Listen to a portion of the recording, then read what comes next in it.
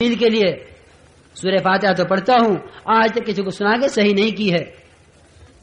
خدا سن رہے ہیں، فرشتے سن رہے ہیں، ملائکہ سن رہے ہیں، سب سن رہے ہیں، لیکن اب تک اس نے نہیں سنی جس کو صحیح یاد ہے اور جس کو سنا کے اس کی سورہ فاتحہ صحیح ہو جائے۔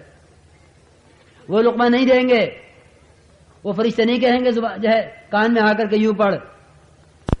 سیکھنا سکھانا آپس میں ہوگا۔ تو یہ کہیں کہ قرآن کے حلقے یہ نماز کی تکمیل کے لیے، فضائل کے حلقے جو ہے تعلیم کے یہ نماز کی تحسین کے لیے، مسائل کی تحقیق علماء سے یہ نماز کی تصحیح کے لیے، نماز صحیح اسی سے ہوگی، اور گشتوں کا کرنا یہ نماز کے قیام کے لیے۔ یہ 5 کام مسجد کے، پھر سارے عالم کے انسانوں کو میں ہدایت کیسے آئے اس کے تقاضے پیدا کرنے کے لیے جڑنا، اور پھر ان تقاضوں کو پورا کرنے کے لیے مشورے کرنا، یہ اعمال مسجد ہیں۔ ان اعمال کے کر لینے کا نام کہتے ہیں مسجد کا آباد کرنا۔ ان اعمال کے کرنے کو کہتے ہیں مسجد کا آباد کرنا، اس کو کہتے ہیں تعمیر مسجد۔ پھر جب یہ تعمیر مسجد ہوگی، اور تعمیر تو آباد کرنے کو کہتے ہیں، بنانے کو نہیں کہتے۔ یہ عام طور پہ غلط فہمی ہے کہ جی کیا ہو رہا ہے، ہمارے یہاں پیسے چاہیے، مسجد تعمیر ہو رہی۔ کیوں بھائی مسجد کی تعمیر کے لیے پیسے لگتے ہیں؟ ارے بتائیے بھائی جلدی سے، ارے ہاں یا نہ کچھ تو کرو۔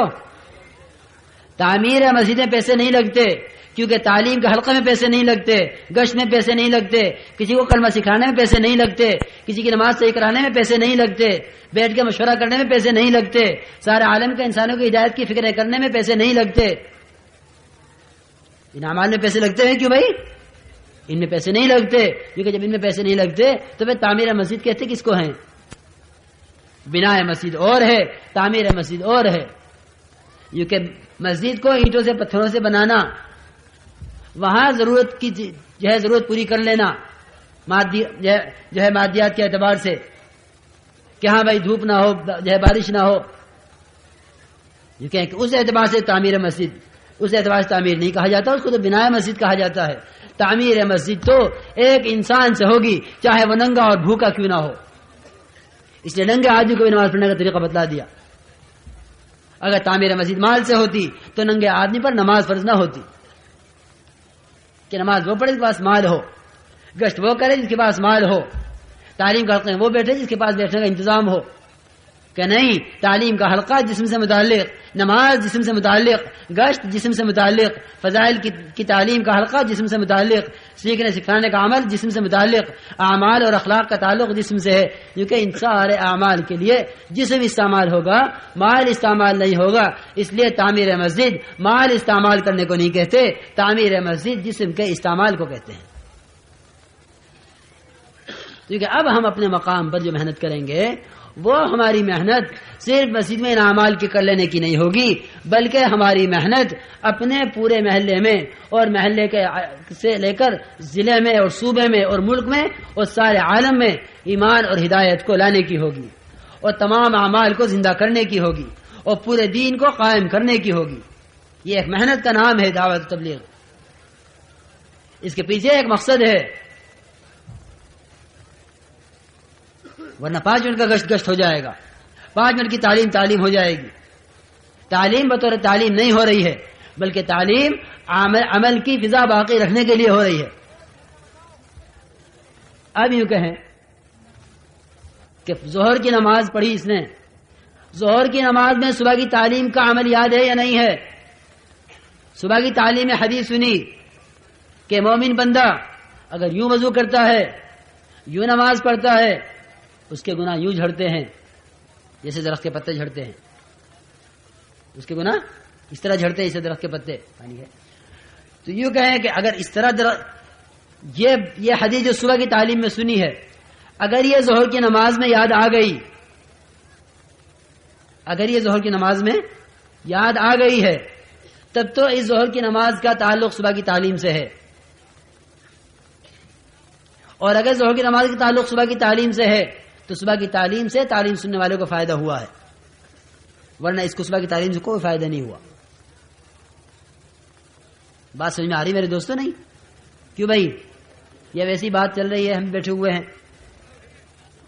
دیکھو عرض کر رہا ہوں دھیان سے سنو کہ تعلیم کا حلقہ اس کی نماز کو بنانے کے لیے قرآن کے حلقوں میں صرف برکت کے لیے نہیں بیٹھے ہوئے ہیں، برکت تو کہیں گئی نہیں ہے، برکت تو آئے گی کیونکہ فرشتے ان کے حلقے کو گھیرے ہوئے ہیں، آسمان تک ڈھیر لگا ہوا ہے فرشتوں کا، ایک کے اوپر ایک، ایک کے اوپر ایک اس حلقے کو گھیرے ہوئے ہیں اپنے پروں سے، یہ تو کہیں نہیں گئے۔ لیکن اس کا موضوع، اس کا مقصد کیا ہے؟ یہ تعلیم کیوں ہو رہی ہے؟ یہ قرآن کے حلقے کیوں ہو رہے ہیں؟ یہ گشت کیوں ہو رہے ہیں؟ کیونکہ اس کا مقصد کیا ہے کہ ہمارے محلے میں 8 گھنٹے ایک ایک آدمی پر محنت کرنے کے عنوان سے پورے محلے میں وہ فضا قائم رہے جو فضا جناب رسول اللہ صلی اللہ علیہ وسلم کی طائف میں اور عکاظ المجنہ کے بازاروں میں اور نمائش گاہوں میں اور مکے میں اور مدینے میں فضا قائم تھی، ہم اس فضا کو اپنے یہاں قائم کرنا چاہتے ہیں، اس مقصد کے لیے گشت ہے۔ تو اب یہ کہیں کہ اب اعمال مسجد کا پتہ چلے گا کہ یہ سارے اعمال مسجد ہیں کرنے کے، تو میرے دوستوں بزرگوں جب تک ہم اس کام میں قربانیوں پر نہیں آئیں گے اس وقت تک اعمال مسجد کی تکمیل نہیں ہوگی، اعمال مسجد مکمل نہیں ہوں گے۔ میں اپنی بیوی کا شوہر بعد میں اپنے بچوں کا باپ بعد میں اپنی دکان کا تاجر بعد میں اپنے دفتر کا ملازم بعد میں اپنی زمین کا زمیندار بعد میں سب کچھ بعد میں ہوں۔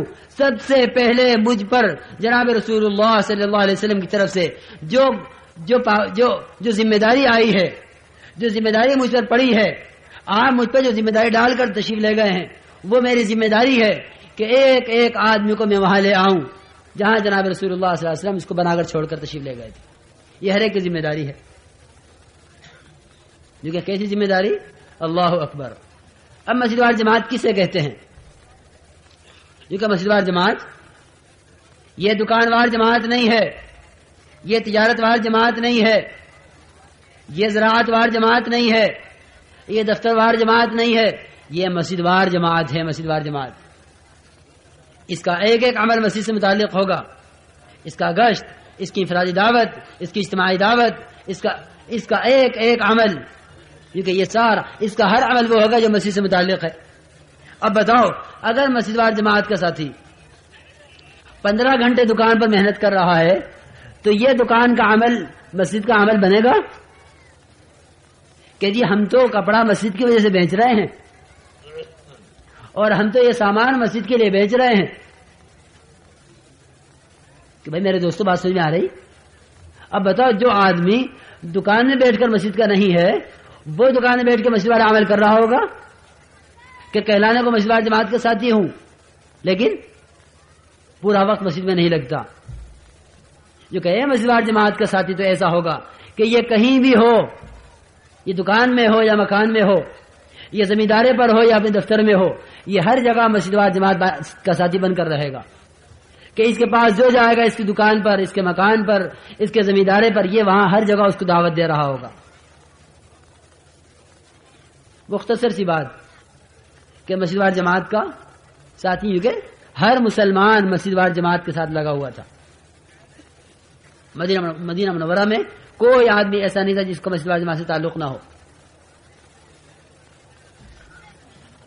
جس کا مسجد کی جماعت سے تعلق نہ ہو، کوئی ایسا نہیں تھا۔ یہ کہیں کہ اکرمہ ابن ابی جہل، ابو جہل کا بیٹا، اسلام لانے سے پہلے اسلام سے بھاگا، ابھی رضی اللہ تعالی عنہ نہیں بنے تھے، اسلام ابھی نہیں لائے تھے، لیکن اسلام سے بھاگے اور بھاگ کر یمن گئے، یمن بھاگنے کا جو ہے ارادہ کیا۔ ارے سن لو بھائی ادھر دیکھو دھیان سے، یمن کی طرف بھاگے اور بھاگ کر کشتی میں سوار ہوئے اور دریا کے راستے سے یمن کا سفر شروع کر دیا، کیونکہ وہاں کشتی چلانے والا ملاح وہ مسجد وار جماعت کا ساتھی تھا۔ وہ کون تھا بھائی؟ وہ تھا جس پر ایک ایک امتی کی ذمہ داری تھی۔ وہ مسجد وار جماعت کا ساتھی کشتی وہ کشتی چلاتا تھا، کام کرتا تھا اپنا، یہ جا کے کشتی میں سوار ہوئے اور وہاں سے یمن، بھائی ادھر دیکھو، ارے ان جانے والوں کو بٹھائیے ذرا، ابھی دعا ہونے والی ہے، بھائی نے بٹھا دو اللہ کے لیے، بھائی ان کے ہاتھ پکڑ لو، ان کے پیر پکڑ لو، ان کی خوشامد کرو. دیکھو دعا کا وقت قریب ہے، صبح سے کل سے بیٹھے ہوئے ہیں، اب عین وقت پہ جانے لگے، جب کام پورا ہونے لگے، بھائی بٹھائیے ذرا خوشامد کر کے. دیکھو ادب سے، احترام سے، اکرام سے ان کو کام کی اہمیت بتا کے بٹھاؤ. تو یہ کہے کہ اکرمہ بن ابی جہل رضی اللہ تعالی عنہ یہ بھاگے اور کشتی میں سوار ہو گئے. وہاں کشتی میں ہماری، بھائی ادھر دیکھو، ارے بات سنو دھیان سے، وہاں کشتی میں ہماری مسجد وال جماعت کا ساتھی تھا. تو یوں کہیں کہ جب یہ کشتی میں سوار ہو گئے اور کشتی میں وہاں بھونچال آیا، طوفان آیا، تو کشتی والے نے یوں کہا اکرمہ بن ابی جہل سے کہ کلمہ اخلاص پڑھ لو. کیا پڑھ لو؟ کلمہ اخلاص پڑھ لو. کسے کہا؟ جو بھاگ رہے تھے اسلام سے، کہ اگر یہاں رہا تو محمد صلی اللہ علیہ وسلم میری بوٹیاں کر دیں گے، جان بچا کے بھاگ لو ورنہ دب کر یہاں اسلام قبول کرنا پڑے گا، یمن جا کے رہیں گے، یہاں نہیں رہنا ہے. اور بیوی پیچھے پیچھے، بیوی تلاش میں نکلی ہوئی کہ خدا کرے میرا شوہر ہاتھ لگ جاوے تو اس کی آخرت بن جاوے. تو یہ کہیں کہ اس نے کہا کشتی والے نے کلمہ پڑھ لو. کیونکہ کیا کلمہ اخلاص؟ نے کہا قل لا الہ الا اللہ، کہ کہہ دے لا الہ الا اللہ کہہ لے. تو اکرمہ نے کہا اسی سے تو بھاگا ہوں میں، اسی سے بھاگ کے نکلا ہوں. تو یہ کہہ رہا کہ یہ پڑھ لے، میں اسی سے بھاگ کر آیا ہوں، میں یہ کیسے پڑھ لوں؟ کہ نا اس کے بغیر نجات نہیں ہے. چنانچہ بیوی نے وہاں سے کپڑا ہلایا کنارے سے، انہوں نے بیوی کو اس کو دیکھا اور یہ کشتی لے کے واپس آئے اور وہاں سے ساتھ ہوئے اور جا کے جناب رسول اللہ صلی اللہ علیہ وسلم کی خدمت میں حاضر ہوئے اور حاضر ہو کر عرض کیا انی مسلم مجاہد مہاجر، انی مسلم مجاہد مہاجر، کہ اے اللہ کے رسول میں اپنے آپ کو آپ کے حوالے کرتا ہوں، میں اپنے آپ کو آپ کے حوالے کرتا ہوں. انی مسلم انی مہاجر، میں خدا کے دین کے تقاضے پر ہر طرف چلنے کے لیے تیار ہوں، میں خدا کے دین کے تقاضے پر ہر تقاضے کو قربان کرنے کے لیے تیار ہوں. انی مسلم مہاجر مجاہد. کس نے دعوت دی ہے؟ کس نے متوجہ کیا ہے؟ کس نے تشکیل کی ہے؟ کون پکڑ کے لایا ہے اکرمہ بن ابی جہل کو؟ یہ کشتی چلانے والا ملاح. کس نے دعوت دی ہے؟ کیونکہ ایک کشتی چلانے والے نے. کیوں؟ کہ نبی کے دامن سے تعلق ہے، نبی کے ہاتھ میں ہاتھ دیا ہے، مسجد نبوی سے میرا تعلق ہے. اگر میں خشکی میں نہیں تری میں صحیح وہاں بھی کسی کو ہاتھ سے جانے نہیں دوں گا. اگر ایک آدمی کشتی کے راستے سے، پانی کے راستے سے اسلام سے بچ کر بھاگنا چاہتا ہے نہیں جانے دوں گا. اس کو کلمہ پڑھانا میری ذمہ داری ہے اور اس کو لا کر آپ کی خدمت پیش کرنا، اس کو پکا سچا مسلمان بنانا، اس کو مسلم مہاجر مجاہد بنانا میری ذمہ داری ہے. اس کو کہتے ہیں مسجد وال جماعت کا ساتھی. اس کو نہیں کہ جب تقاضا ہے تو بغل جھانکنے لگے، ہاں میاں بتاؤ کون تیار ہے، میں تو ابھی آیا ہوں اور میں تو ابھی کر کے نکلا ہوں اور میں نے تو ابھی 3 دن لگے ہیں اور میں تو ابھی چلے سے آگے بیٹھا ہوں، میاں ذرا سکون لینے دیا کرو. نہیں، جب مقصد بن جایا کرتا ہے، جب کام سامنے ہوا کرتا ہے، جب تقاضے پر قدم اٹھانے کی عادت بن جاتی ہے، تقاضے پر قدم اٹھاؤ. حنظلہ غسیل ملائکہ بنے ہیں. یہ رتبہ، یہ اکرام خدا کی طرف سے، خدا کی قسم ہوا ہی صرف اس بنیاد پر ہے کہ تقاضے پر قدم اٹھانا سیکھا تھا. اگر غسل کر کے نکلتے گھر سے تو یہ غسیل ملائکہ نہ بنتے. غسیل ملائکہ بنے اس بنیاد پر ہیں. تم جس طرح ہمارے تقاضے پر قدم اٹھاؤ گے ہم تمہیں وہ اکرام دیں گے، وہ اکرام دیں گے کہ سارے کے سارے اوس والے، سارے قبیلہ اوس والے یہ فخر کریں گے کہ ہمارے درمیان وہ آدمی بھی ہے، ہمارے درمیان وہ آدمی بھی ہے جس کو ملائکہ نے غسل دیا ہے. تمہارے پاس نہیں وہ آدمی، ہمارے پاس وہ آدمی ہے. ہمارے پاس وہ آدمی ہے جس کی لاش کو تمام شہر کی مکھیوں نے جو ہے ان کی حفاظت کی ہے. کیونکہ یہ سارے کے سارے اکرام اور یہ اعزاز خدا کی طرف سے تقاضوں پر قدم اٹھانے سے ملتے ہیں. اس لیے ارادے کر لو، نیتیں کر لو. جو یہاں آیا ہے جلسے میں شریک ہونے کے لیے، بات سننے کے لیے یا دعا میں شرکت کرنے کے لیے، سب طے کر لیں اس بات کو کہ اس کام کو اپنی زندگی کا مقصد بنا کر جینا ہے. خدا کی قسم کھا کر عرض کرتا ہوں کہ جو دنیا میں جیے اس کام کو مقصد بنا کر نہ جیے، کیونکہ اس کو جینے کا حق کیا ہے؟ جو نبی کے مقصد کو اپنا مقصد بنا کر نہ رہے. کہ تبلیغ والے کون تبلیغ والے ہیں؟ کیونکہ ہر امتی تبلیغ والا ہے. سب سے کہا تھا وہاں حجۃ الوداع میں، سب سے کہا تھا کہ تم میں سے جتنے حاضر ہیں غائب کو پیغام پہنچا دیں. نہ غائب والے 100 آدمی تھے اور نہ حاضر کو 100 آدمیوں سے کہا تھا. 100% سے کہا تھا، 100% تک پہنچانے کے لیے کہا تھا. 100% سے کہا تھا اور 100% کو پہنچانے کے لیے کہا تھا. یہ نہیں کہا تھا کہ میں اپنے 1.25 لاکھ صحابہ میں سے 10 سے کہتا ہوں کہ 1000 کو پہنچا دیں، یا 500 سے کہتا ہوں کہ 5000 کو پہنچا دیں. سب سے کہا تھا، سب کو پہنچانے کے لیے کہا تھا. یہ اس امت کا مقصد ہے. جو نبی کے امت میں داخل ہے اس کے ذمہ نبوت کا کام ہے، اس کے ذمہ نبوت کا کام ہے.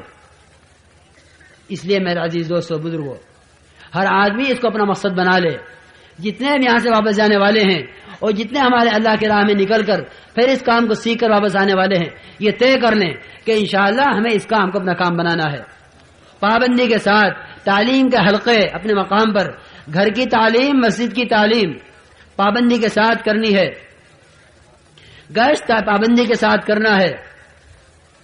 دونوں گشت، اپنے محلے کا، اپنی مسجد کا گشت اور دوسرے محلے کا گشت پابندی کے ساتھ کرنا ہے. کام کو کام سمجھ کر کرنا ہے. جو چاہے عذر ہو، جو چاہے بیماری ہو، ہمیں کرنا ہے. بہرحال کرنا ہے، ہر حال میں کرنا ہے. جب کرنا طے کریں گے تو آزار ختم ہوں گے، جب نہ کرنا طے کریں گے تو آزار پیدا ہوں گے. جب کرنا طے کریں گے آزار حل ہوں گے. یہ کام میرا اور آپ کا نہیں ہے، اللہ کا کام ہے. خدا کی طرف سے آتے ہیں آزار، خدا کی طرف سے آتی ہے، خدا کی طرف سے ان آزار کا حل بھی آتا ہے. جو خدا کے دین کے تقاضے کی اہمیت کو سمجھ کر قدم اٹھائے گا، خدا کی طرف سے آزار کا حل بھی آئے گا. کیونکہ عذر تو کیا ہے کہ عذر تو ایک سایہ ہوتا ہے. سایہ کہ اگر سائے سے ڈرنے لگے کہ رسی کا سایہ تھا، سانپ سمجھے، رسی کا سایہ کو سانپ سمجھے، کیونکہ سایہ سے نہ ڈرو. یہ آزار تو سائے ہیں. ہر آدمی کے اندر قوت ہے، ہر آدمی کے اندر قوت موجود ہے، استعداد موجود ہے. بشرط یہ کہ وہ یقین کر کے قدم اٹھائے. دیکھو میرے عزیز دوستو، ایک بات آخری سن لو جس پر یہ سمجھ میں آ جائے گا کہ ہاں ہم کر سکتے ہیں. یہ بات نہیں ہے کہ کر نہیں سکتے، جس پر سمجھ میں آ جائے گا کہ ہاں ہم کر سکتے ہیں. ایک آدمی بیٹھا ہوا آدمی ہے. آپ اس سے یوں کہیں کہ بھائی ذرا اٹھ کے یہ کام کر لو، ذرا اٹھ کر یہ کام کر دو، مجھے پانی پلا دو، یہ لائٹ بند کر دو، کوئی کام چھوٹا موٹا کہ بھائی ذرا اٹھ کے یہ کام کر دو. اس پر تعب، اس پر تکان، اس پر غفلت، اس پر سستی، کچھ بھی کہہ لو، یا اسے کوئی عذر کہ میرے گھٹنے میں درد ہے، میں اٹھ نہیں سکتا. ٹھیک ہے، وہ بیٹھا یوں کہے گا کہ میں نہیں کر سکتا. وہ واقعی نہیں کر سکتا. کرنا چاہتا ہے، آپ کے حکم کو رد نہیں کرنا چاہتا. وہ آپ کے حکم کی تعمیل چاہتا ہے، کرنا چاہتا ہے لیکن نہیں کرتا کہ نہیں میں نہیں کر سکتا. جو کہیں اس نے تو یہ کہا تھا کہ اٹھ کے یہ چھوٹا سا کام کر دو، یہ اٹھ نہیں سکا تھا. آپ ہی بتلائیے فیصلہ کر کے، اگر کوئی سانپ اس کے پاس سے گزر جائے، کوئی سانپ اس کے پاس سے گزر جائے، یہ بیٹھا رہے گا؟ کیوں بھائی؟ ارے بیٹھا رہے گا کہ ہاں آجا بھائی ڈسلے میں تو اٹھ نہیں سکتا، کیونکہ اچھل کے جائے گا. اس قوت کو استعمال کرے گا جس قوت کو اس وقت استعمال کرنے کی ضرورت نہیں تھی. اگر آہستہ سے اٹھ کے بھی جا کے یہ کام کر دیتا تو ہو جاتا. اس وقت اتنی قوت سے اٹھے گا، اتنا اچھل کر دوڑے گا کہ اگر اب نہ اٹھا تو کبھی نہیں اٹھ سکوں گا. اگر اب نہ اٹھا تو کیوں؟ اس سانپ کی مضرت کا یقین ہے. خدا کی قسم اگر آخرت کے سانپوں کا، آخرت کے عذاب کا، قبر کی تنگی کا، قبر کی ظلمت کا، قبر کی وحشت کا، قبر کے بھینچنے کا، قبر کی آگ کا، قبر کی چیخ و پکار کا، اگر جہنم کے عذاب کا اور حشر کی سختیوں کا اور سورج کے ایک میل پر آ جانے کا یا ایک بالش کے فاصلے پر آ جانے کا اور ہر ایک کو اپنے پسینے میں جان تک، ران تک، کان تک ڈوب جانے کا اور ہر ایک کو حشر کی سختیوں کا یقین ہو جائے، خدا کی قسم کوئی عذر والا عذر سمجھ نہیں سکتا، کوئی معذور اپنے آپ کو معذور سمجھ نہیں سکتا. یہ قدم اٹھائے گا پھر اٹھائے گا. صرف یقین کی کمزوری ہے اور قبر کے عذاب کے یقین کے نہ ہونے اور دین کی غفلت پر ہمیشہ کی ناکامیوں کے یقین کے نہ ہونے کی وجہ ہے کہ یہ ہر ایک اپنے آپ کو معذور قرار دیے ہوئے ہے. اس کے آزار پر ضرورت پڑتی ہے، اس کی ضرورتوں کی بھی. وہاں بھی تو آزار توڑتا ہے کہ قرض نہیں لے سکتا ہوں، لیکن حالات نے قرض لینے پر مجبور کر دیا، کاروبار نے قرض لینے پر مجبور کر دیا. حالات نہ معلوم کہاں کہاں پہنچا رہے ہیں انسانوں کو، ان سے وہ کروا رہے ہیں جو یہ کر نہیں سکتے تھے. لیکن جب دین کا تقاضا آئے تو کہ میں مجبور ہوں. خود فیصلہ کر لو کہ اگر آج یہ یقین پیدا ہو جائے کہ آخرت کے عذاب سے بچنے کا یہ راستہ ہے تو بتلاؤ کوئی آدمی بیٹھ سکتا ہے اور کوئی آدمی دعوت کے تقاضوں کو پیچھے کر سکتا ہے اور اپنے تقاضوں کو آگے رکھ سکتا ہے؟ تو آزار تو ایک سایہ ہیں. جب قدم اٹھایا جاتا ہے تو پتہ چلتا ہے کچھ نہیں ہے بلکہ آزار کا حل چھوڑے بیٹھے تھے. آزار کا حل ہم چھوڑے بیٹھے تھے. اس لیے ہمیں اپنے آپ کو اس کام پر جمانا ہے، اس کام کو اپنی زندگی کا مقصد بنانا ہے. اپنے مقام پر رہتے ہوئے ان 5 کاموں کو اہتمام کے ساتھ کرنا ہے. کرنا طے کر لیں انشاءاللہ آج کی اس مجلس میں کہ پتہ چلے کہ ہاں بلند شہر کے اجتماع کے بعد محلے میں وہ محنت ہوئی ہے اور پھر محنت کر کر چھوڑ دینے سے پھر بات وہاں پہنچ جاتی ہے، بلکہ وہی نہیں پہنچ جاتی، وہاں سے بھی اور پیچھے جا پڑتی ہے. دین کی محنت دین کو باقی رکھنے کو کہتے ہیں. ایک تقاضے کو پورا کرنے کو محنت نہیں کہہ دیتے، بلکہ تقاضے پورے کرتے رہنا. امراض پیدا ہوتے رہتے ہیں، دوائیں کارخانے میں بنتی رہتی ہیں، لوگ ننگے ہوتے رہتے ہیں، کپڑے کارخانے میں بنتے رہتے ہیں. یہ کپڑا اتارا، یہ پہن لیا، یہ بیماری ختم ہوئی، وہ بیماری شروع ہوئی، وہ دوا لے لی. تو کارخانے میں دوائیں ہر وقت بن رہی ہیں، کارخانوں میں کپڑا ہر وقت بن رہا ہے، کارخانوں میں ہتھیار ہر وقت بن رہا ہے، ہر چیز ہر وقت بن رہی ہے کیونکہ ہر وقت استعمال کی ضرورت ہے. اس طرح ایمان ہر وقت بننا ہے اور ایمان کے بنانے کے اعمال ہر وقت کرنے ہیں. اب مسجد کے عمل جب اہتمام سے ہوں گے تو اب مسجد کا دین مسجد سے باہر آئے گا. جو مسجد کا دین مسجد سے باہر لاؤ. مقام صاحب رحمۃ اللہ علیہ کہ ابھی جب تک مسجد کا دین مسجد میں رہے گا اس وقت تک مسجد سے باہر کے شعبے میں دین نہیں آئے گا. اب مسجد کا دین مسجد سے باہر لاؤ کہ گشت ہے مسجد سے متعلق، لیکن جب اس مسجد کا گشت ہوگا تو اس محلے میں دین آئے گا. جب اس مسجد کی تعلیم ہوگی تو مسجد سے باہر تعلیم آئے گی. جب اس مسجد میں فکریں ہوں گی تو باہر ہدایت کی ہوائیں چلیں گی. جب اس مسجد میں مشورے ہوں گے تو ان مشورے کے مطابق تقاضے باہر پورے ہوں گے. اللہ تعالیٰ بھائی مجھے اور آپ کو قبول فرمائے اور اللہ تعالیٰ ہمیں دین کی محنت پر ہمیں اور آپ کو ثابت قدم فرمائے. ہمارے جان کو، مال کو، ہماری استعدادوں کو، ہماری تمام تر صلاحیتوں کو اللہ تعالیٰ دین پر لگا دے.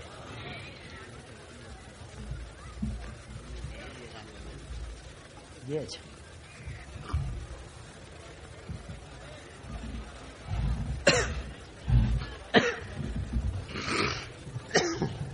میں اب دعا ہونے والی ہے. معلوم ہوا ہے کہ کچھ نکاح بھی ہیں، لیکن اس کے لیے فرمایا گیا ہے کہ بھائی تشکیل قبرے میں پہنچ جائیں، وہاں نکاح ہوں گے، لیکن دعا کے بعد، ابھی نہیں. دعا سے فارغ ہونے کے بعد جو نکاح والے ہیں دعا سے فارغ ہونے کے بعد تشکیل قبرے میں پہنچ جائیں گے، وہاں نکاح ہوں گے. اب دعا ہوگی بھائی، اور دعا کے بعد جماعتیں روانہ ہوگی.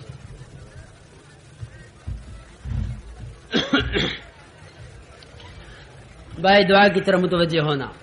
دعا میں اللہ تعالیٰ کی طرف متوجہ ہو کر سارے عالم کے انسانوں کی ہدایت کی تمنا سب سے دعا میں سب سے آگے رکھنا. ہر آدمی اپنے مسائل کو سامنے رکھ کر دعا مانگتا ہے. بیماروں کے لیے دعاؤں کے پرچے، بیماروں کی طرف سے پریشانیوں کے پرچے، لوگوں کی طرف سے مقدمات کے پرچے. بھائی بیٹھ جاؤ، دعا کا وقت آ گیا ہے، بیٹھے رہو، تشریف رکھو. ہر طرف سے دعا کے لیے. بھائی کیا بات ہوئی؟ ارے مجمع نہ دیکھو، مجمع تمہیں دیکھ رہا ہے کہ تم کھڑے ہو گئے ہو. بیٹھ جاؤ میرے دوستو، بیٹھ جاؤ. بھائی دوستو بیٹھو، تشریف رکھو. یہ اللهم صل على سيدنا ومولانا محمد وعلى آل سيدنا ومولانا محمد كما صليت على إبراهيم وعلى آل إبراهيم إنك حميد مجيد. ربنا ظلمنا أنفسنا وإن لم تغفر لنا وترحمنا لنكونن من الخاسرين. رب اغفر وارحم وتجاوز عما تعلم إنك أنت الأعز الأكرم. اللهم اغفر لنا وللمؤمنين والمؤمنات والمسلمين والمسلمات الأحياء منهم والأموات. اللهم اغفر لأمة محمد صلى الله عليه وسلم ما تقدم من ذنبها وما تأخر وما أسرت وما أعلنت. اللهم اشرح صدورنا للإسلام. اللهم حبب إلينا الإيمان وزينه في قلوبنا وكره إلينا الكفر والفسوق والعصيان. اللهم اجعلنا من الراشدين. اللهم اجعلنا من الراشدين. اللهم اجعلنا من الراشدين. اللهم ألهمنا مراشد أمورنا وأعذنا من شرور نفوسنا. يا مصرف القلوب صرف قلوبنا على دينك. يا مثبت القلوب ثبت قلوبنا على طاعتك. اللهم إن قلوبنا ونواصينا وجوارحنا بيدك لم تملكنا منها شيئا. فإذا فعلت ذلك بنا فكن أنت ولينا واهدنا إلى سواء السبيل. اللهم كن أنت ولينا واهدنا إلى سواء السبيل. اللهم كن أنت ولينا واهدنا إلى سواء السبيل. اللهم اهدنا واهد بنا. اللهم اهدنا واهد بنا. اللهم اهدنا واهد بنا. اللهم اهد الناس جميعا. اللهم اهد الناس جميعا. اللهم اهد الناس جميعا. اللهم اهد الناس جميعا. اللهم احي الدين كله في العالم كله. اللهم اجعلنا دعاة إليك وإلى رسولك. اللهم اجعلنا دعاة إليك وإلى رسولك. اللهم اجعلنا من الذين يدعون إلى سبيلك. اللهم اجعلنا من الذين يجاهدون في سبيلك. اللهم اجعلنا من الذين يضحون في سبيلك. اللهم ثبتنا على سبل الخير. اللهم ثبتنا على سبل الخير. اللهم ثبتنا على سبل الخير. اللهم زدنا ثباتا. اللهم زدنا ثباتا. اللهم زدنا ثباتا. اللهم إنا نسألك التثبت في الأمر ونسألك عزيمة الرشد ونسألك شكر نعمتك وحسن عبادتك ونسألك قلبا سليما ولسانا صادقا ونسألك خير ما تعلم ونعوذ بك من شر ما تعلم. اللهم إنا نسألك الهدى والتقى والعفاف والغنى. اللهم إنا نسألك الهدى والتقى والعفاف والغنى. اللهم إنا نسألك الهدى والتقى والعفاف والغنى.